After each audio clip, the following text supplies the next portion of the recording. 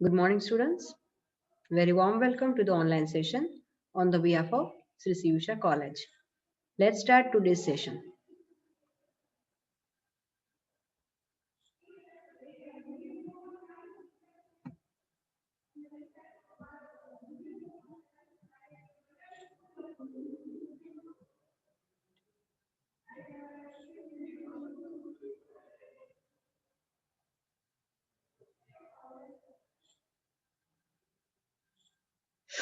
Your class is BBA Semester 3. Subject is Corporate Accounting and Practice. As a reference book, we are using B.A. Shah Prakashan's textbook.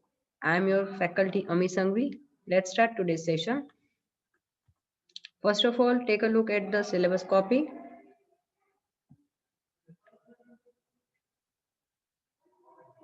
Next, currently we are continuing with the unit 2, part 2, external reconstruction of the company, day 37. અત્યાર સુધી આપણે જેટલા સમ જોયા એના એ મેથડમાં complete કર્યું આપણે. એમાં સેકન્ડ ઓલ્ટરનેટ મેથડ આપી છે તમારી ટેક્સ્ટબુકની અંદર. પહેલી જે આપણે મેથડ અત્યાર સુધીમાં સમ કર્યા એમાં કઈ રીતે હતું કે રિયલાઇઝેશન અકાઉન્ટ આપણે ક્રિએટ કરતા હતા in the books of vendor company, અને ત્યારબાદ તમે બાકી બધી એન્ટ્રીઝ એમાં, મતલબ કે એનો પ્રોફિટ લોસ બધી જ વસ્તુ આપણે એમાં કરતા હતા. ઓલ્ટરનેટ મેથડ છે તો સૌથી પહેલાની થિયોરી લઈ લઈએ આપણે. Alternative methods of reconstruction. Another method used to close the books of company being wound up for the reconstruction is as follow. Instead of opening only one realization account, it is split up into two accounts with બે અકાઉન્ટમાં આપણે એને party divide કરી નાખશું. એક છે realisation account, એ તો બનાવવાનું જ છે. સાથે સેકન્ડ અકાઉન્ટ આપણે બનાવવાનો હશે રિકન્સ્ટ્રક્શન અકાઉન્ટ. આ ઓલ્ટરનેટ મેથડ છે. એક સમ આપણે આનો લઈ લઈએ. સાથે ટેક્સ્ટ બુકમાં એક ઇલ્યુસ્ટ્રેશન આપ્યું છે, આના પછી હું તમને એ પણ લર્ન કરાવી દઈશ. તો ફર્સ્ટ રિયલાઇઝેશન અકાઉન્ટમાં આપણે અત્યાર સુધી પ્રોફિટ લોસ એસેટ્સ લાયબિલિટી બધી જ વસ્તુ ત્યાં જ મૂકતા હતા, અને રિયલાઇઝેશન અકાઉન્ટનો પ્રોફિટ અલ્ટિમેટલી લાસ્ટમાં શેર હોલ્ડરમાં ઇક્વિટી શેરહોલ્ડરમાં ટ્રાન્સફર કરતા હતા. હવે જે વસ્તુ છે આપણે ડિવાઈડ કરવાનું છે, તો એમાંથી કઈ કઈ વસ્તુ એવી છે, કયા કયા એલિમેન્ટ્સ એવા છે કન્ટેન્ટ કે જે રિયલાઇઝેશન અકાઉન્ટમાં આવશે, અને કયા કન્ટેન્ટ એવા છે કે જે રિયલાઇઝેશન અકાઉન્ટમાં અત્યાર સુધી મૂકતા હતા પણ હવે પછી આપણે એને ત્યાં પોસ્ટ નહીં કરીએ. એનું પોસ્ટિંગ આપણે રિકન્સ્ટ્રક્શનમાં કરશું. તો પહેલા રિયલાઇઝેશનમાં કયા લેવાના છે એ જોઈ લઈએ. All assets taken over by the new company transferred to the debit side of realization account. જે એસેટ્સ નવી કંપની લે છે એનું બેલેન્સ શીટમાંથી બેલેન્સ છે એ ડેબિટ સાઇડ આપણે ટ્રાન્સફર કરશું. Assets not taken over by the new company must be kept open and not transfer to realization. અને જે એસેટ નથી લઈ જતા એને આપણે એનું અકાઉન્ટ બનાવશું અને એની એન્ટ્રી આપણે આમાં નહીં કરીએ. All liabilities taken over by the new company, એ જ વસ્તુ લાયબિલિટીમાં એપ્લાય થાય છે કે જે લાયબિલિટીઝ નવી કંપની લઈ જાય છે એ આપણે રિયલાઇઝેશન અકાઉન્ટની ક્રેડિટ સાઇડ આપણે મૂકશું. Accounts of the liabilities not taken over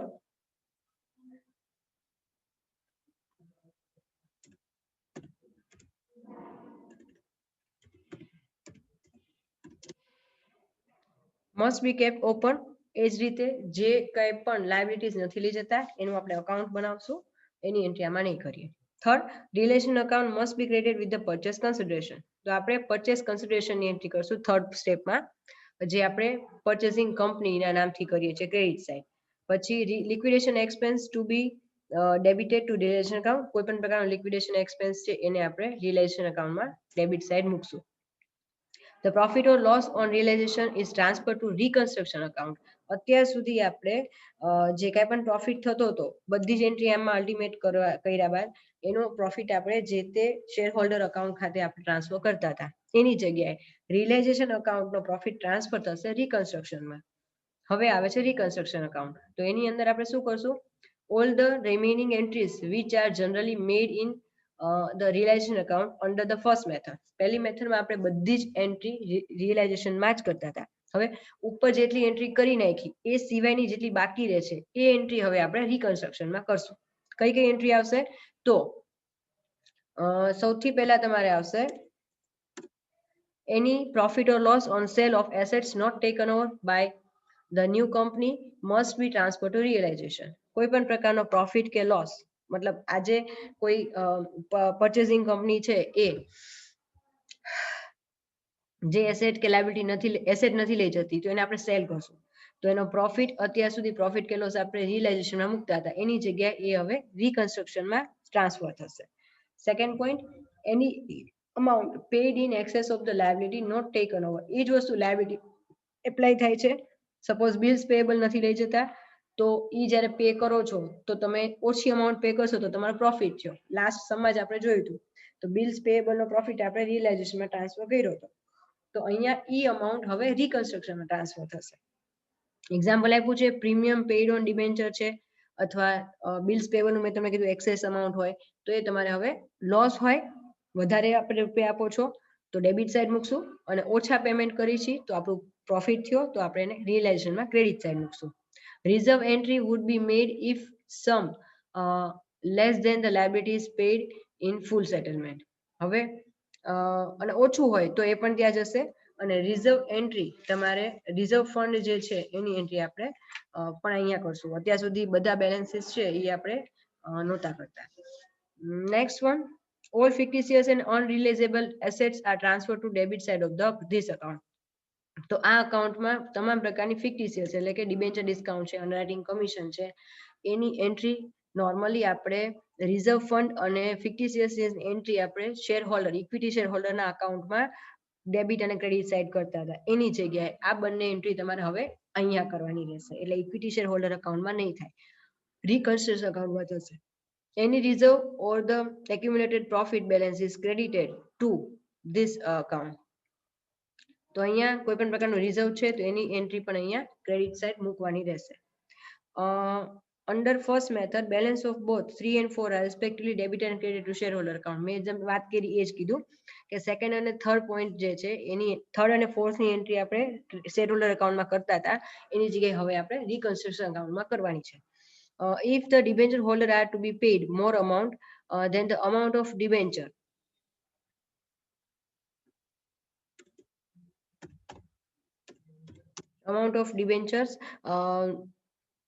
then the excess is credited to the debenture holder account. તો એ debenture holder accountમાં ક્રેડિટ થશે. If less amount is to be paid, then reserve entry is made. તો જ્યારે તમે ઓછી કિંમત આપશો તો રિઝર્વની entry આપણે કરવાની રહેશે.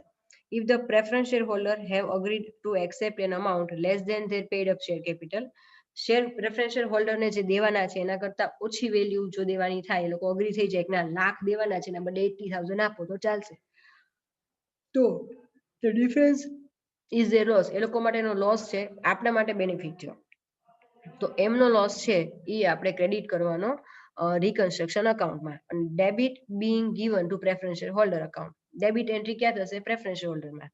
અને પછી વેઇટ, અને હવે final balance will be either profit or loss on realisation account. Transfer to equity share holder account. અને અહીંયા જ્યારે આ બધી પ્રોસેસ પૂરી થાય તો રિકન્સ્ટ્રક્શન અકાઉન્ટનો જે પ્રોફિટ કે લોસ છે એ ટ્રાન્સફર કરવાનો આવશે તમારે ઇક્વિટી શેર હોલ્ડર અકાઉન્ટ. અહીંયા રિયલાઇઝેશન વાત છે પ્રોસેસની, અકાઉન્ટનું નામ નથી લખ્યું. તો રિયલાઇઝેશન પ્રોસેસનું ફાઇનલ જે પ્રોફિટ કે લોસ હશે બેલેન્સ, એ ફાઇનલી ટ્રાન્સફર થશે ઇક્વિટી શેર હોલ્ડરના અકાઉન્ટ્સમાં. તો આઈ હોપ કે તમને લોકોને રૂલ સમજાઈ ગયા હશે. ન સમજાના હોય તો ફરી એકવાર રિવાઇઝ કરી લેજો. તમારી ટેક્સ્ટ બુકમાં પેજ નંબર 215 અને 216 ઉપર આ મેથડની થિયરી આપેલી છે. તો હવે સ્ટાર્ટ કરીએ આગળ. સમ લેશું આજે. સમ નંબર 18 છે તમારી ટેક્સ્ટ બુકમાં. અરે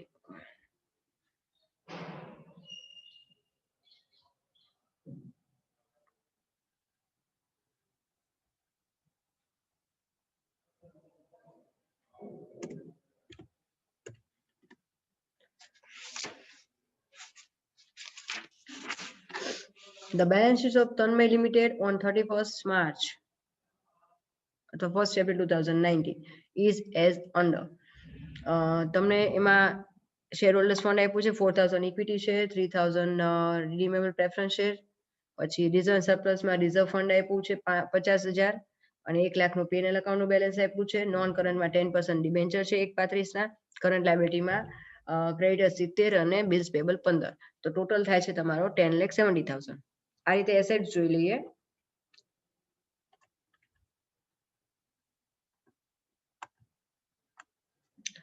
લેન્ડ એન્ડ બિલ્ડિંગ 180,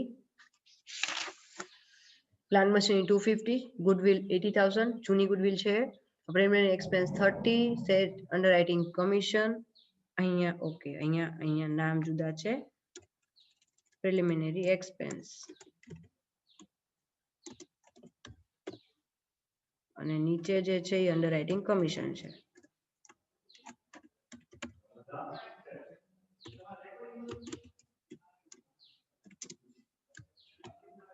તો પ્રિલિમિનરી એક્સપેન્સ આપેલો છે 30,000 અને અંડરરાઇટિંગ કમિશન આપ્યું છે 20,000. પછી સ્ટોક તમને ઇનર વેલ્યુ આપી છે સ્ટોક છે 240 નો, ડેપ્ટર અંદર આપ્યા છે 126 માઇનસ બીડીઆર બેડ ડેપ્ટ રિઝર્વ 6,000 લેસ કરો એટલે નેટ અમાઉન્ટ ડેપ્ટર ની આવે છે 20,000. બિલ્સ રિસીવેબલ 80 ના અને કેશ એન્ડ બેંક 70 ની ડિટેલ તમને પ્રોવાઈડ કરી છે. ટોટલ અમાઉન્ટ થાય છે 10,70,000. કમ્પ્લીટ.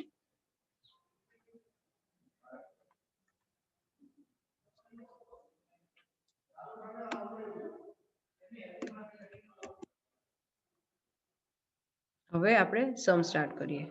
એડજસ્ટમેન્ટ ને બધું સાથે લેતા જશું, સમજતા જઈએ અને કરતા જઈએ. તમારે આમાં હવે કરવાનું છે શું?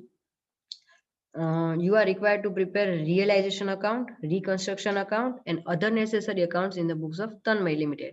એટલે અહીંયા પર્ચેસિંગ કંપનીમાં આપણે કાંઈ જ કરવાનું નથી, ખાલી જે વેન્ડર કંપની છે, કારણ કે મેથડ જે રિકન્સ્ટ્રક્શન વાળી લઈ છે એટલા માટે આ સમની અંદર માત્ર વેન્ડર કંપનીમાં તમને બધું જ કેલ્ક્યુલેશન અને અકાઉન્ટ્સ પ્રિપેર કરવાના છે. તો હવે આપણે આગળ વધીએ.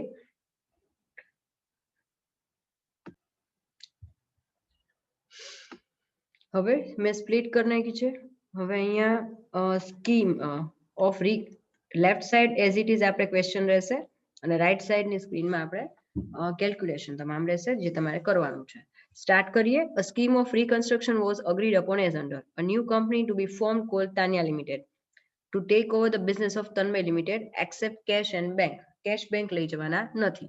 તો જ્યારે પણ કેશ બેંક ન હોય તો તમારે એમાં પેન્સિલથી ક્રોસ લાઈન કરી નાખવાની જેથી કરીને આગળ જતા યાદ રહે. સ્ટાર્ટ કરીએ. સૌથી પહેલું આવે છે પરચેસ કન્સિડરેશન અથવા પરચેસ પ્રાઇસ. શરૂઆતમાં જ્યારે પણ શરૂ કરો એટલે પહેલી બે વસ્તુ આપણે જે લખી છે એ કઈ આવશે? તો સૌથી પહેલા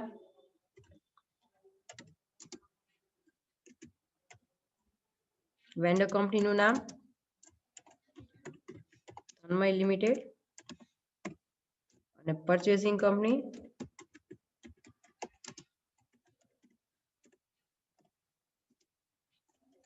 તાનિયા લિમિટેડ.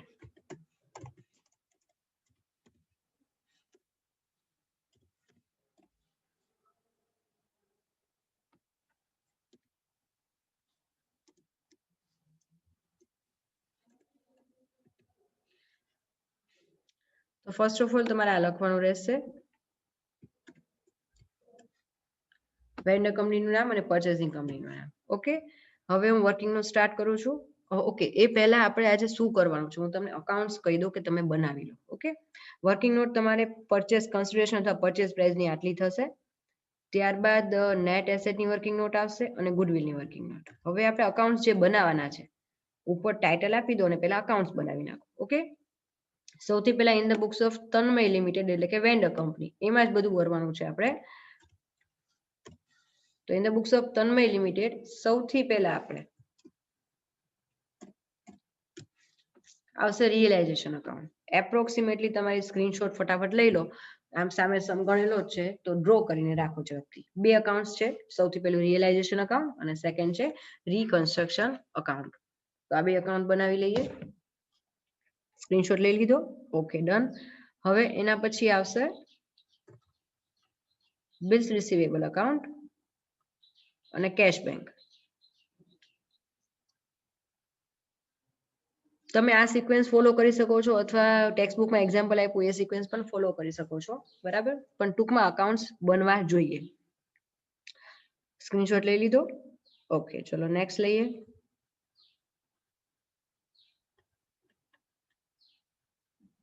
તાન્યા લિમિટેડ નું અકાઉન્ટ.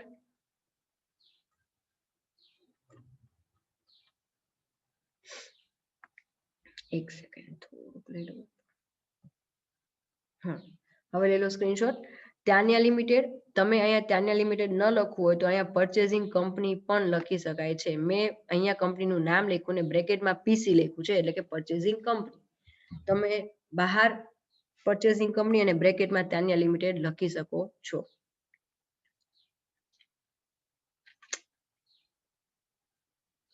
ત્યારબાદ equity share of Tanya limited, આપણા equity share holders, preference share holders. Screenshot લઈ લીધો? Okay, done. બસ આટલા અકાઉન્ટ્સ આપણે પ્રિપેર કરવાના છે. આજનો સમ આમ ટૂંકો છે, શોર્ટ છે, પણ એમાં વસ્તુ નવી ઘણી બધી આવશે. તો સ્ટાર્ટ કરીએ આપણે સમ. સૌથી પહેલા વર્કિંગ નોટથી શરૂ કરીએ. રીડ કરશું એડજસ્ટમેન્ટ. પહેલો adjustment, 5 equity share of ₹100 each into bracket 80 rupees paid up of the Tanya Limited will be given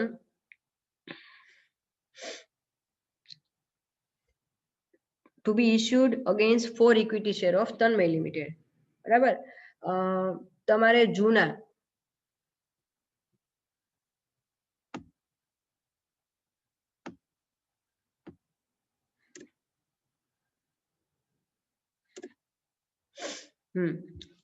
જૂના 4 ઓલ્ડ ઇક્વિટી શેર ઓફ તન્મય, તન્મયના 4 સામે નવા 5 તમારે દેવાના છે. ઓકે, તો વર્કિંગ નોટ લઈ લઈએ. અહીંયા પરચેસ કન્સિડરેશન અથવા પરચેસ પ્રાઇસ તમે લખી શકો છો. પહેલું ટુ ઇક્વિટી શેર હોલ્ડર, એમને આપણે શું આપી છે? તો જૂના 4 ઇક્વિટી શેર સામે નવા 5. તો જૂના ટોટલ ઇક્વિટી શેર કેટલા છે?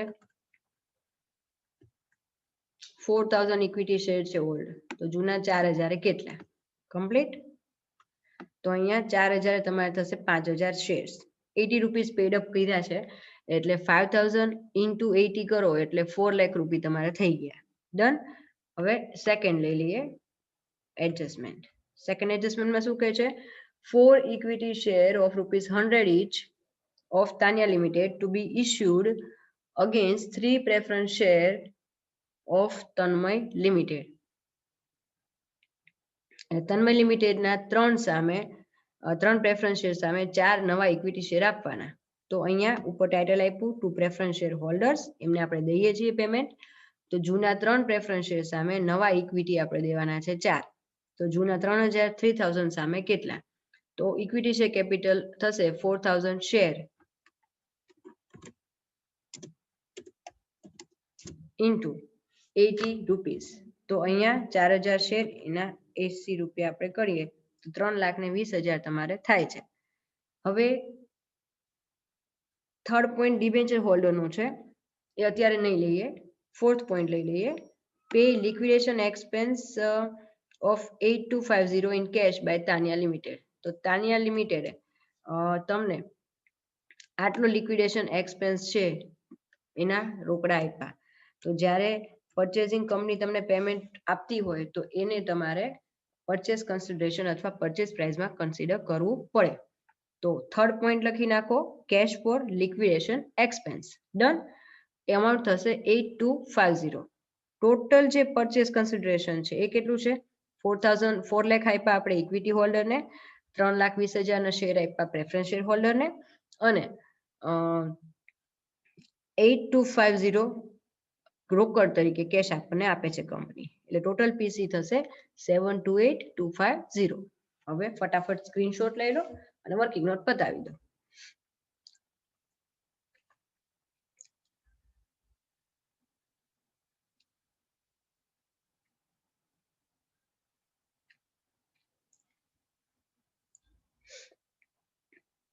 ડન. હવે નેક્સ્ટ વર્કિંગ નોટ લઈ લઈએ, net asset.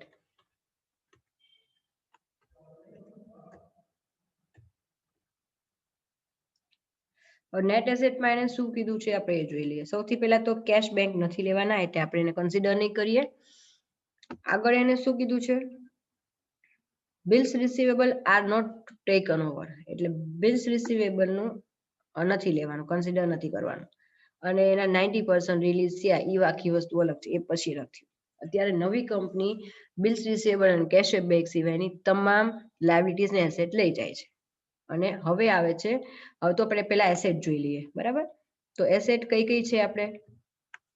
Land and building 180, plant machinery 250 એ મૂકી દીધા અહીંયા. ગુડવિલ અહીંયા કન્સિડર ન કરવાની હોય, પ્રીમિયમ એક્સપેન્સ પણ કન્સિડર ન કરવાના હોય. કરંટ એસેટ્સમાં સ્ટોક છે 240, તો એ મૂકી દીધો. અને ડેપ્ટર્સ ની અંદર નેટ અમાઉન્ટ લેવાની હોય તો 1,20,000 આપણે અહીંયા મૂકી દીધા. કમ્પ્લીટ. હવે આ ચાર વસ્તુ જે છે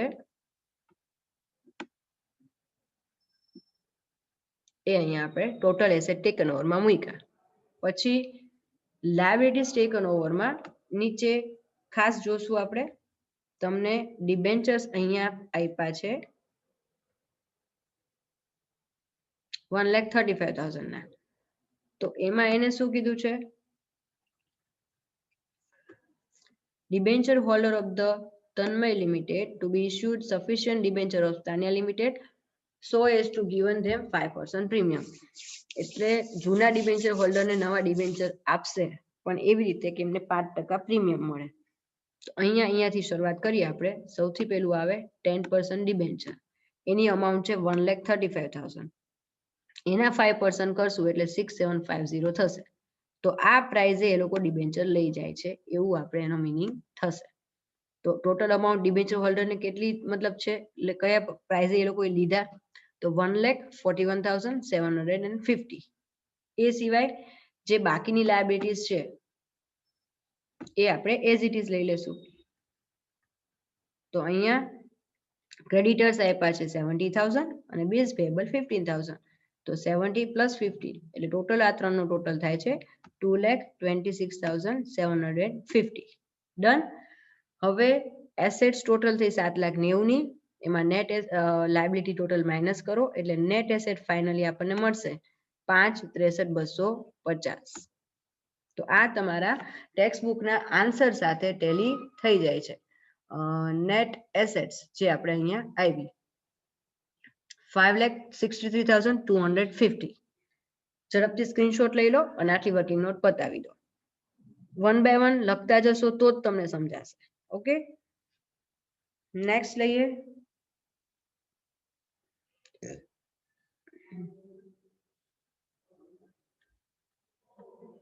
થર્ડ સ્ટેપ આવે છે ગુડવિલ અથવા કેપિટલ રિઝર્વ. તો આપણી પાસે અહીંયા પરચેસ કન્સિડરેશન તમે આપવાના છો 7,28,250. સામે નેટ એસેટ માત્ર થઈ 5,63,250. એટલે એક્સેસ મની તમે આપો છો. એસેટની વેલ્યુ કરતા તમે વધારે અમાઉન્ટ આપો, ઇટ મીન્સ કે તમે ગુડવિલ આઈપી ગણાય. તો એ બાકીની ડિફરન્સની અમાઉન્ટ શું થશે? ગુડવિલ. તો આ માઇનસ કરો એટલે ફાઇનલ અમાઉન્ટ આવી જાય છે ગુડવિલની. કમ્પ્લીટ. વર્કિંગ નોટ કરી નાખો ઝડપથી. ત્યારબાદ હવે આપણે એન્ટ્રી સ્ટાર્ટ કરીએ. પોસ્ટિંગ. સૌથી પહેલા નેસેસરી એકાઉન્ટ તમે લોકોએ બનાવી લીધા છે એવું હું ધારી લઉં છું. કરશું શું શરૂઆત? તો ફર્સ્ટ ઓફ ઓલ જે બેલેન્સીસ નથી લઈ જવાના, જે એસેટ્સ કે લાયબિલિટી, એનું આપણે સ્ટાર્ટ કરીએ. તો રિયલાઇઝેશન એકાઉન્ટમાં અત્યારે કોઈ એન્ટ્રી નહીં કરી, રિકન્સ્ટ્રક્શનમાં કાંઈ નહીં કરી એન્ટ્રી. બિલ્સ રિસીવેબલ નથી લઈ જવાના અને કેશ બેંક નથી લઈ જવાના. તો અહીંયા આપણી જે એસેટ્સ આપી છે, એસેટ્સમાં બિલ્સ રિસીવેબલ તમને આપ્યા છે અહીંયા 80,000 અને કેશ બેંક આપ્યા છે 70. તો આ બે જે એસેટ્સ નથી લઈ જવાના એના અકાઉન્ટ્સ બનાવ્યા છે આપણે ઓલરેડી. તો એની ડેબિટ સાઈડ અહીંયા ડેબિટ ક્રેડિટ મેં હેડિંગમાં નથી લખ્યું, અકાઉન્ટ્સમાં આવે તમે એ પ્રમાણે લખી નાખજો. તો અહીંયા to balance brought down, bills receivable opening balance છે 80,000, એ કરી નાખો.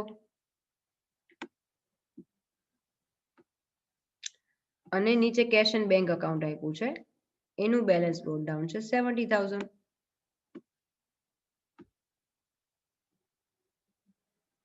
એ મૂકી દો એટલે કેશ એન્ડ બેંક નું આપણે કરી નાખ્યું. ઓકે, અહીંયા પણ જે પત્તું જાય એને હું તમે ટીક કરજો તમારે જ્યારે ટેક્સ્ટ બુક હાજર હોય તો, એટલે આપણને ખ્યાલ આવશે કે આટલું પત્તું ગયું. કેશ એન્ડ બેંક અને બિલ્સ રિસીવેબલ નું કર્યું આપણે. હવે એના પછી આપણે ઇક્વિટી શેર અને પ્રેફરન્સ શેર હોલ્ડરનું અકાઉન્ટ બનાવ્યું છે. તો એના માટે આપણે જે ઇક્વિટી શેર કેપિટલનું ઓપનિંગ બેલેન્સ શીટમાં જે આપ્યું છે 4 લાખ અને પ્રેફરન્સ શેરનું 3 લાખ, આની એન્ટ્રી તમારે કરવાની છે. તો અહીંયા ઇક્વિટી શેર હોલ્ડરમાં by equity share capital 4 lakh મૂકી દો, 4 લાખ. અને એવી રીતે પ્રેફરન્સ શેર હોલ્ડરની અંદર પ્રેફરન્સ શેર કેપિટલ જે બેલેન્સ શીટમાં છે એ અમાઉન્ટ આપણે અહીંયા મૂકશું.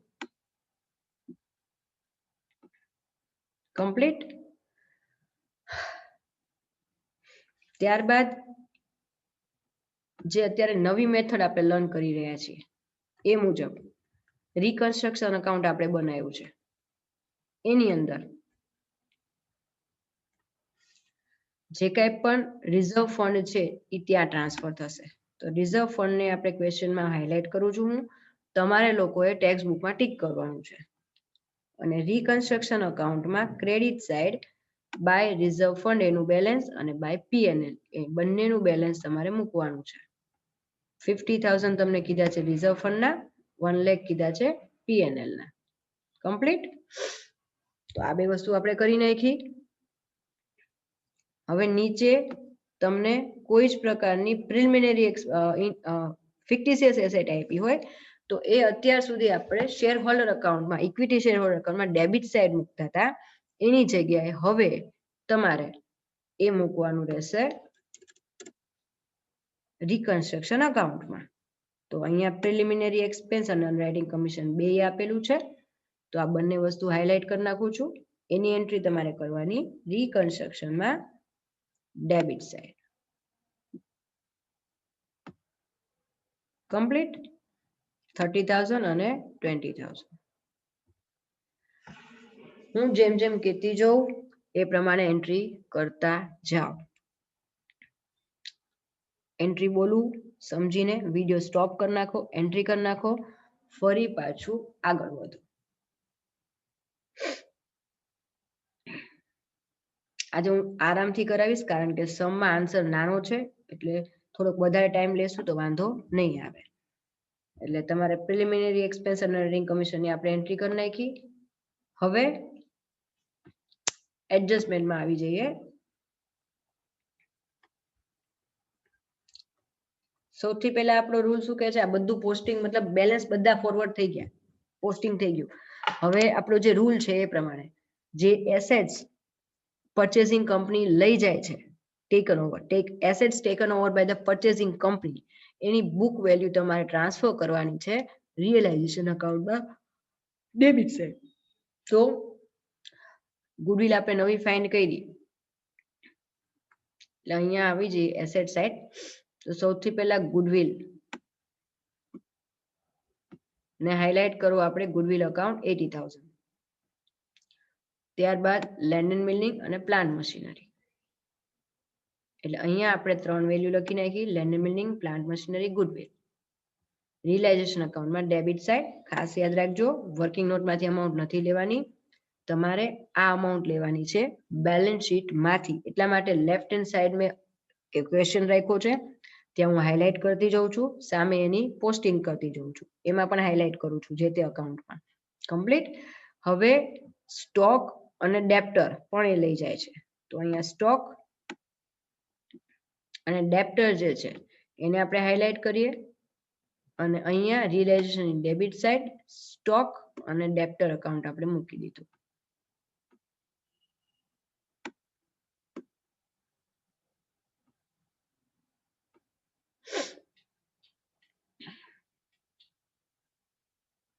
ડેપ્ટર 12 ની અમાઉન્ટ લઈએ છીએ એટલે બીડીઆર ની કોઈ મતલબ નહીં થાય. ડેપ્ટર જો આપણે 126 લીધા હોત, બીડીઆર આપણે લાયબિલિટી સાઈડ મૂકવી પડે, પણ અત્યારે આપણે એવું નથી કરતા. ડેપ્ટર નેટ અમાઉન્ટ જ આપણે 1,20,000 રિયલાઇઝેશન અકાઉન્ટમાં ટ્રાન્સફર કરી. ત્યારબાદ હવે Liability. Assets taken over by the purchasing company, transfer to realization account. એક સ્ટેપ પૂરું કર્યું. હવે liabilities taken over by the purchasing company, balance from the balance sheet, transfer to the realization accounts credit side. તો અહીંયા 10% debenture આપ્યા છે 1,35,000 ના, જે નવી કંપની નવા ભાવે લેવાની છે. અહીંયા આપણે ઓરિજિનલ જેની વેલ્યુ છે એ જ લખવાની, બુક વેલ્યુ બેલેન્સ શીટમાંથી 10% ડિબેન્ચર્સ. ખાસ યાદ રાખજો, જે પરચેસિંગ કંપની લઈ જાય છે એનું બેલેન્સ જ ટ્રાન્સફર કરીશું અત્યારે. પછી આવે છે ક્રેડિટર્સ અને બિલ્સ પેએબલ. તો ક્રેડિટર્સ અને બિલ્સ પેએબલની જે અમાઉન્ટ છે એને પણ આપણે ટ્રાન્સફર કરી દેશું.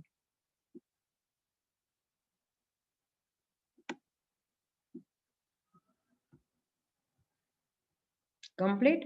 હવે તમે ધ્યાનથી જુઓ તો ઓલમોસ્ટ બેલેન્સ શીટના આ સાઈડ મેં હાઇલાઇટ કર્યું છે એટલે તમને આઈડિયા આવી જશે. ક્વેશ્ચન જ્યાં છે ત્યાં ઓલમોસ્ટ શેર કેપિટલનું ટ્રાન્સફર થઈ ગયું, રિઝર્વ ફંડ થઈ ગયું, non current liability debenture transfer કરી નાખ્યા, કરંટ લાયબિલિટી ટ્રાન્સફર કરી નાખી, એસેટ્સ બધી ટ્રાન્સફર થઈ ગઈ. હવે આગળ નેક્સ્ટ શું કરશું આપણે? તો આટલું કમ્પ્લીટ થાય. જો સૌથી પહેલા ફરી એકવાર રિપીટ કરું છું, જે કાંઈ પણ એસેટ્સ કે લાયબિલિટી નથી લઈ જતા શેર હોલ્ડર્સ છે, આ બધી જ વસ્તુ તમે ટ્રાન્સફર કર્યું જે તે અકાઉન્ટ્સમાં બેલેન્સીસ. પછી બધું ટ્રાન્સફર થઈ ગયું. રિકન્સ્ટ્રક્શન અકાઉન્ટ નવું બન્યું છે એટલે રિઝર્વ ફંડ આપણે ત્યાં ટ્રાન્સફર કર્યું, ફિક્ટિશિયસ એસેટ પણ ટ્રાન્સફર કરી. ત્યારબાદ જે આપણે નોર્મલ સ્ટેપ લઈએ છીએ એ પ્રમાણે જે એસેટ્સ નવી કંપની લઈ જાય છે એ આપણે ડેબિટ સાઈડ મૂકી, જે લાયબિલિટી નવી કંપની લઈ જાય છે એ રિયલાઇઝેશનની ક્રેડિટ સાઈડ મૂકી. હવે આપણે શું કરશું? તો આપણને પરચેસ કન્સિડરેશનની એન્ટ્રી આવે. થર્ડ સ્ટેપ આવે છે પરચેસ કન્સિડરેશન. તો બાય, અહીંયા મેં તાનિયા લિમિટેડ લખ્યું છે, તમે બાય પરચેસિંગ કંપની પણ લખી શકો છો અને બ્રેકેટમાં તાનિયા લિમિટેડ. તો આપણને પરચેસ કન્સિડરેશન તરીકે આપણને એને 7,28,250 આપ્યા in the form of equity share and cash, બંને સાથે ટોટલ અમાઉન્ટ આ છે. એટલે એની એન્ટ્રી આપણે અહીંયા કરવાની ક્રેડિટ સાઇડ રિયલાઇઝેશનમાં by Tania limited purchase consideration, purchasing company sorry. હવે આની રિવર્સ એન્ટ્રી આપણે કરવાની રહેશે નીચે તાનિયા લિમિટેડમાં.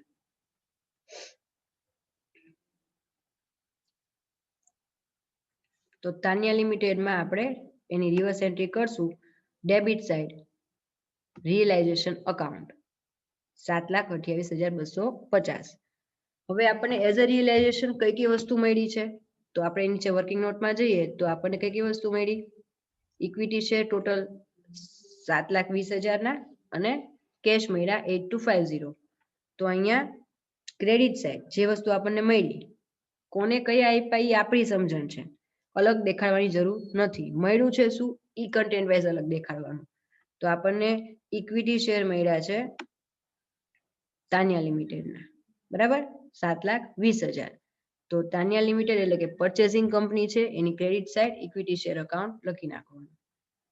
પછી આપણને એ લોકોએ કેશ આપી, તો કેશ એન્ડ બેંક અકાઉન્ટ 8,250. અહીંયા અકાઉન્ટ ક્લોઝ થઈ જશે તો સાથે સાથે અકાઉન્ટ ક્લોઝ કરી નાખવાનું.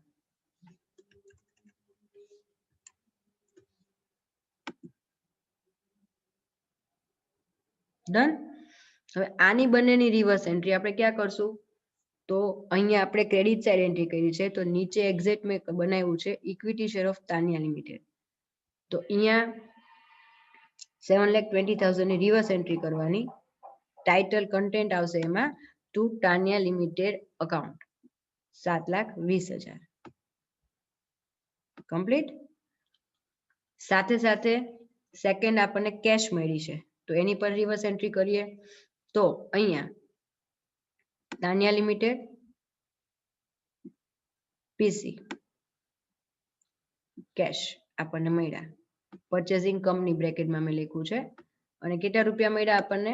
8,250, 8,250. કમ્પ્લીટ. હવે આ તાનિયા લિમિટેડના ઇક્વિટી શેર આપણને મળ્યા 7,20,000. એના આપણે બે પાર્ટ પાડ્યા છે. 4 લાખ આપણે ઇક્વિટી હોલ્ડરને આપશું અને 3,20,000 આપણે પ્રેફરન્સ શેર હોલ્ડરને.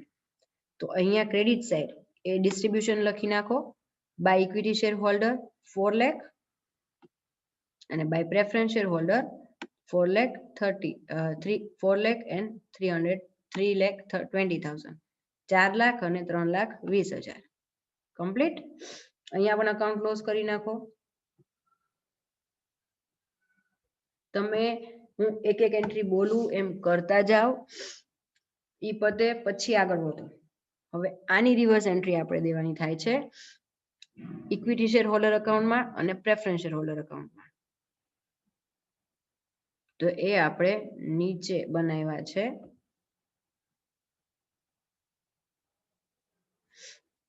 તો એની રિવર્સ એન્ટ્રી આની કરવાની છે, એટલે ઉપરથી દેખાડું છું. તાન્યા લિમિટેડના ઇક્વિટી શેર આ છે, આની રિવર્સ એન્ટ્રી આપણે ઇક્વિટી શેર હોલ્ડરમાં કરવાનું છે. તો two equity share of Tanya limited 4 lakh આપણે ઇક્વિટી હોલ્ડરમાં કરશું અને પ્રેફરન્સ શેર હોલ્ડરમાં પણ એ જ આવશે entry two equity share of Tania limited 3,20,000. Amount અહીંયા જે બે અમાઉન્ટ છે આ અમાઉન્ટને એની રિવર્સ એન્ટ્રી આપણે અહીંયા દેવાની. કમ્પ્લીટ. ઓકે, હવે આપણે આગળ શું જોશું તો એક એડજસ્ટમેન્ટ આપ્યો છે આપણને બિલ્સ રિસીવેબલ વાળો. તો bills receivable are not taken over by the new company. 90% was released from the BR. 90% તમને એમાં જ્યારે આપણે બિલ્સ રિસીવેબલ નું કલેક્શન કરવા ગયા તો 90% ડેપ્ટર્સ હતા એ લોકોએ આપણને બિલ્સ રિસીવેબલ એનકેશ કરી દીધા. 10% નું આપણને લોસ ગયો. તો આપણે અકાઉન્ટ ઓલરેડી બનાવેલું છે બિલ્સ રિસીવેબલ અકાઉન્ટ. તો એમાં 80,000 ના 90% આપણે કરશું. દેખાડવું તો દેખાડી શકાય, બરાબર. તો 8 9 72 8 9 72 એટલે 72,000 તમારે આવશે રોકડા આવ્યા, કલેક્શન થયું એટલે કેશ ઇન બેંક અકાઉન્ટ 72,000. આની એન્ટ્રી કરી નાખો. આની રિવર્સ એન્ટ્રી નીચે જ આપ્યું છે આપણને. મેં અકાઉન્ટ્સ એટલા માટે સિક્વન્સ બદલાવી છે કે તમને તરત બેક ટુ બેક એન્ટ્રી કરવામાં ઈઝી રહે. તો બિલ્સ રિસીવેબલમાં કેશ બેંક અકાઉન્ટ છે, એની રિવર્સ એન્ટ્રી કેશ બેંકમાં debit side bills receivable account આવશે 72,000. અહીંયા ઉપર મેં ડેબિટ ક્રેડિટ નથી લખ્યું, તમે લોકો લખી નાખજો. એટલું તો બધાને ખ્યાલ આવી જ જાય કે આ ડેબિટ સાઇડ છે ને આ ક્રેડિટ સાઇડ છે. સોરી. હવે શું બાકી રહ્યું? બિલ્સ રિસીવેબલમાં જે પ્રોફિટ કે લોસ થાય છે, હવે એસેટ કે લાયબિલિટી જ્યારે આપણે પે કરો અથવા કલેક્શન કરો તો એનો પ્રોફિટ કે લોસ છે એ તમારે અત્યાર સુધી આપણે રિયલાઇઝેશનમાં ટ્રાન્સફર કરતા હતા. હવે આપણે રિકન્સ્ટ્રક્શનમાં ટ્રાન્સફર કરવાનું આવશે. તો સૌથી પહેલા આનું અકાઉન્ટ ક્લોઝ કરવાનું. 80,000 ટોટલ થાય છે, સામે 80,000 મૂકી દીધા મેં. અને હવે જે ગેપ આવે છે મેં બોલ્ડ કર્યું છે, જ્યાં જ્યાં ગેપ આવે ને ત્યાં અમાઉન્ટ મેં બોલ્ડ કરી છે. તો આ જે ગેપ આવ્યો એ ગેપ આપણે પ્રોફિટ સોરી રિસીવેબલ છે એટલે લોસ ગણાશે. બ્રેકેટમાં લોસ લખી શકો છો. એ આપણે ટ્રાન્સફર કરવાનો રિકન્સ્ટ્રક્શન અકાઉન્ટની ડેબિટ સાઇડ. તો આની રિવર્સ એન્ટ્રી આપણે અહીંયા કરવાની. બિલ્સ રિસીવેબલ અકાઉન્ટ બ્રેકેટમાં લોસ 8,000 કરી નાખી એન્ટ્રી. કરી નાખો પહેલા એન્ટ્રી.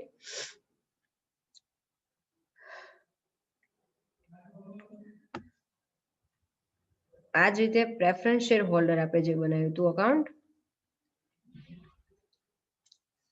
એમાં એકચ્યુઅલમાં પ્રેફરન્સ શેર હોલ્ડર હતા 3 લાખના, તમે આપ્યા એને સામે ઇક્વિટી શેર 3,20,000 તો તમે વધારે પેમેન્ટ આપ્યું, પ્રીમિયમ એ લોકોને વધારે મળ્યું. આપણા માટે એ લોસ કહેવાય.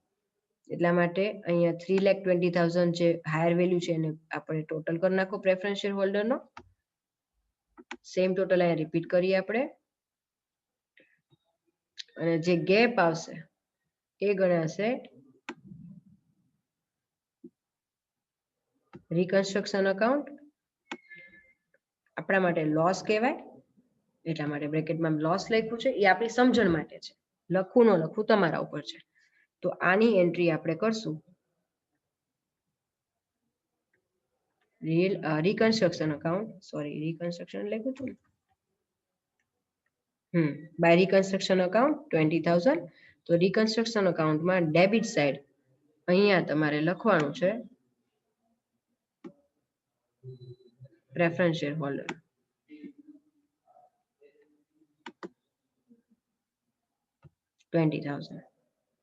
ફાઇનલી તમે ધ્યાનથી જોશો તો ઓલમોસ્ટ બધી જ એન્ટ્રી થઈ ગઈ છે.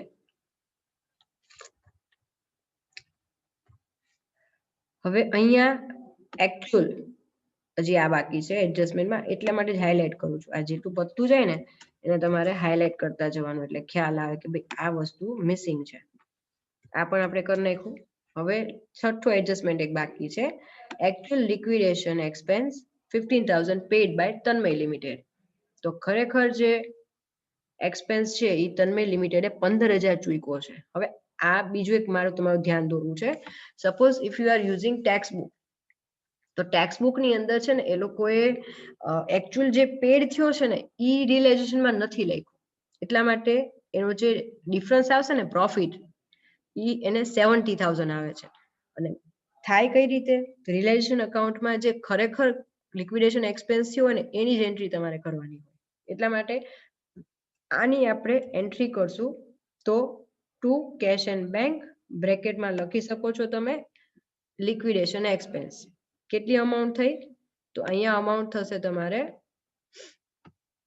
15,000. જે એકચ્યુઅલ થઈ છે એ મળ્યા છે એની ટેક્સ બુકમાં એ લોકોએ I don't know by mistake કોઈ ગમે તે જે આવ્યા છે ને 8250 એ અહીંયા લખ્યા, એટલે તમારે પ્રોફિટ અહીંયા 70,000 આવે. પણ આપણે એવું નહીં કરવાનું. 15,000 કીધું છે કે એકચ્યુઅલ લિક્વિડેશન પે કર્યો છે, તો આપણે અહીંયા 15,000 ન જ મૂકવાના, 8250 મૂકવાના નથી. આની રિવર્સ એન્ટ્રી આપણે આપશું કેશ એન્ડ બેંકમાં. તો અહીંયા ડેબિટ છે તો સામે રિયલાઇઝેશન અકાઉન્ટ બ્રેકેટમાં લખી શકો છો લિક્વિડેશન એક્સપેન્સ 15,000.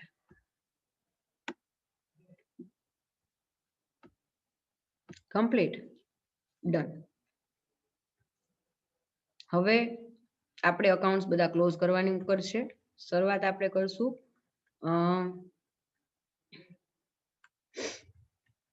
રિયલાઇઝેશન અકાઉન્ટ થી. ઓકે, તો ક્રેડિટ સાઇડ નો ટોટલ વધારે આવશે,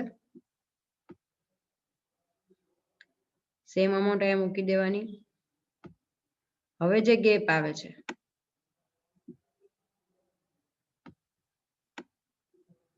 63,250, તમારી ટેક્સ બુકમાં પ્રોફિટ ઓફ રિયલાઇઝેશન અકાઉન્ટ 70,000 આપ્યો છે. એનું રીઝન મેં તમને સમજાવી દીધું કે એ લોકોએ અહીંયા એક્સપેન્સ 8250 લીધો, એટલે બટ ઓબ્વિયસ છે ડિફરન્સ જે છે 6,750 એ વધારે પ્રોફિટ આવે. પણ આપણે આ રીતે કરવાનું, બરાબર? એટલે રિકન્સ્ટ્રક્શન અકાઉન્ટમાં આપણે નોર્મલી આ પ્રોફિટ આપણે અત્યાર સુધી જેટલા સમ કર્યા એમાં ટ્રાન્સફર ક્યાં કરતા હતા? ઇક્વિટી શેર હોલ્ડર ખાતે. પણ અહીંયા ત્યાં ટ્રાન્સફર થશે નહીં. હવે આ અમાઉન્ટ ક્યાં ટ્રાન્સફર થાય છે? રિકન્સ્ટ્રક્શન અકાઉન્ટમાં. તો અહીંયા રિકન્સ્ટ્રક્શન અકાઉન્ટમાં credit side by reconstruction realisation account 63,250 એનું રિવર્સ પોસ્ટિંગ કરી નાખો. કમ્પ્લીટ. હવે રિકન્સ્ટ્રક્શન અકાઉન્ટ ક્લોઝ કરીએ તો એનું ક્રેડિટ સાઇડ ટોટલ વધારે આવશે. ટોટલ કરી નાખો 2,13,250 થશે. સામે સેમ અમાઉન્ટ આપણે રિપીટ કરશું. હવે જે ગેપ આવે છે એ ગેપ તમારો પ્રોફિટ ગણાશે two equity share holder. Profit transfer કરશું આપણે. ડન. તો આ પ્રોફિટ ઇક્વિટી શેર હોલ્ડર અકાઉન્ટમાં ક્રેડિટ સાઇડ મૂકવાનું. આ પ્રોફિટ તમારી ટેક્સ બુકમાં પાછું ટેલી થઈ જાય છે કે ભાઈ profit on reconstruction account 1,35,250. Complete. તો ઈ ટ્રાન્સફર ક્યાં થશે? તો ઈ થશે ઇક્વિટી શેર હોલ્ડર અકાઉન્ટ. તો અહીંયા રિકન્સ્ટ્રક્શન અકાઉન્ટ એનો પ્રોફિટ આપણે ટ્રાન્સફર કરી દીધું. રિવર્સ એન્ટ્રી કરીએ તો એને અલગથી કલરથી હાઇલાઇટ કરવાની જરૂર નથી. હવે ઇક્વિટી શેરહોલ્ડરનો અકાઉન્ટ ક્લોઝ કરીએ અથવા એક કામ કરીએ, કેશ અકાઉન્ટ ક્લોઝ કરી નાખી. તો એમાં ડેબિટ સાઇડનો ટોટલ વધારે આવે છે 1,50,250. એ અમાઉન્ટ આપણે અહીંયા મૂકી દેવાની અને જે ગેપ આવે એ છે 1,35,250.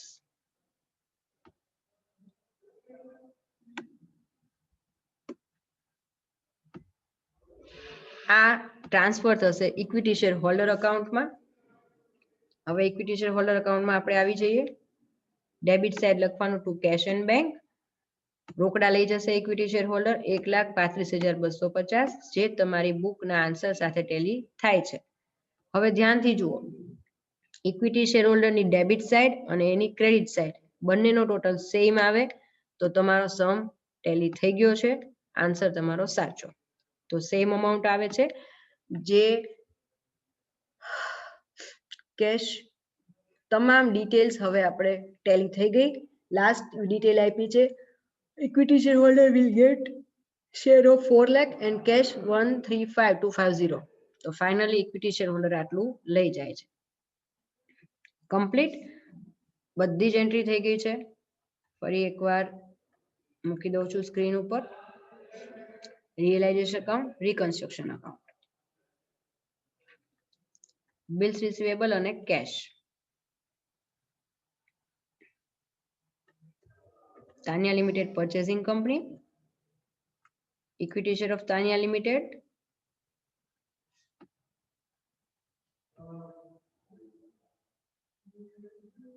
Equity share holders account, preference share holders account. Complete.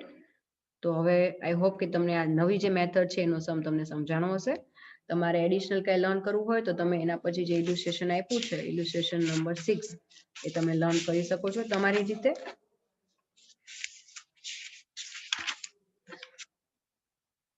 Session complete કરું છું.